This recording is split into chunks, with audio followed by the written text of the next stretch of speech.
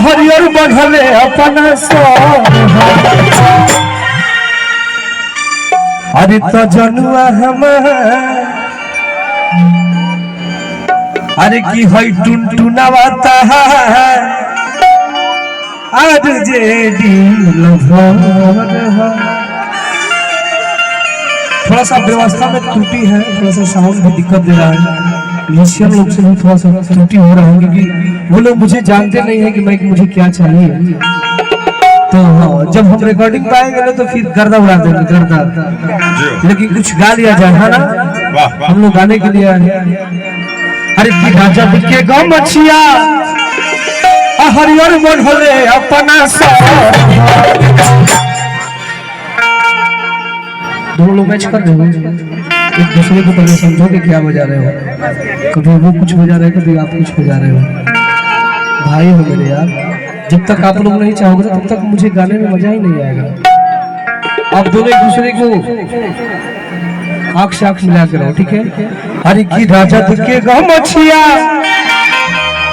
हरियर बढ़ले अपना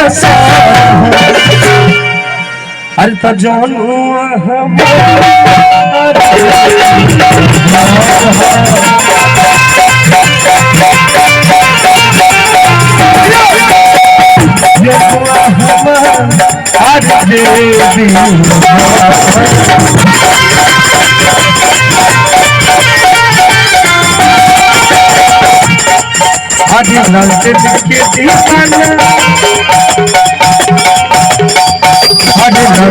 के दीवाना हरी नंद के दीवाना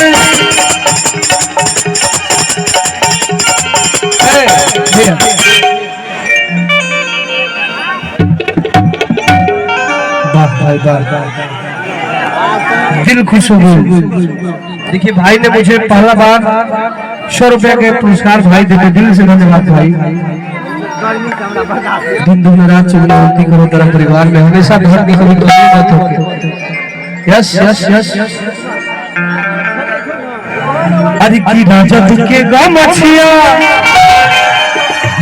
मन करते कहना इनका लेके आ जाएगा। हरि की राजा के गाँव मछिया हरियर बढ़ले अपना अरे तो हई भैया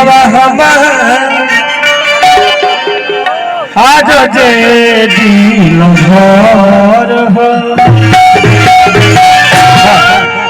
अरे तो भैया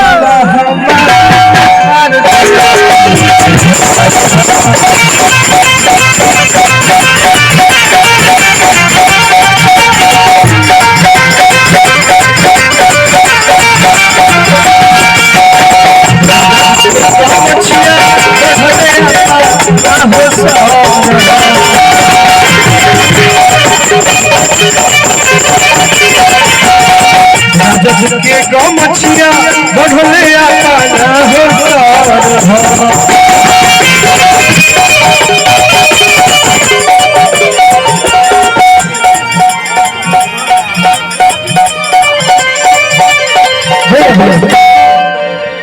अरे तो एकता दीदी हम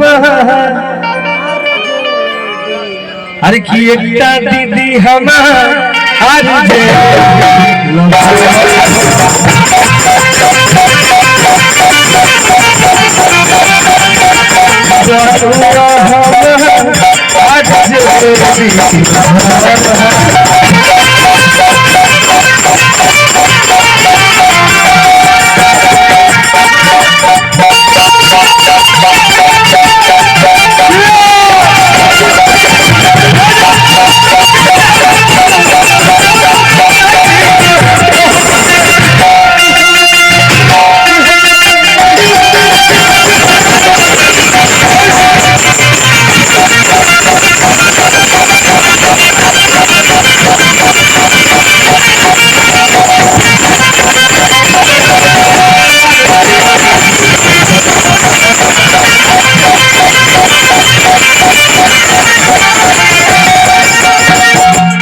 अंतरा के भाव में लगा क्या नाम होता है वो? काजल भाई। अरे किरे काजली ते तो उड़े लगले जब से जादू टुनटुना से जुड़े लगले